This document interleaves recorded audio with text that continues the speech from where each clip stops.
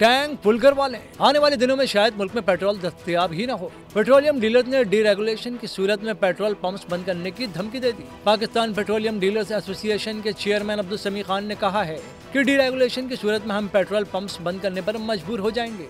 उन्होंने कहा कि हुकूमत 3 साल से पेट्रोलियम सनत डीरेगुलेशन की कोशिश कर रही थी, ताहम हमने मज़ाहमत की। जब हमने हड़ताल की तो मुझे धमकाया भी गया, ताहम बाद में हुकूमत ने कहा कि डीरेगुलेशन के लिए आपसे मशवरा कर लेंगे। अब्दुल समी खान ने कहा है कि डीरेगुलेशन की वजह से स्मगल्ड मसनूआत की आमद में इजाफा होगा। सनत तो तबाह होगी, वहीं गाड़ियों के इंजन भी खराब हो जाएंगे क्योंकि स्मगल्ड तेल रिफाइंड नहीं होता। उनका कहना था डीरेगुलेशन में यूरोप और अमेरिका की मिसालें दी जाती हैं, उनके कारोबारी मज़मूरात मुख्तलिफ हैं। हमने वज़ीर पेट्रोलियम को खत भी अरसाल किया है।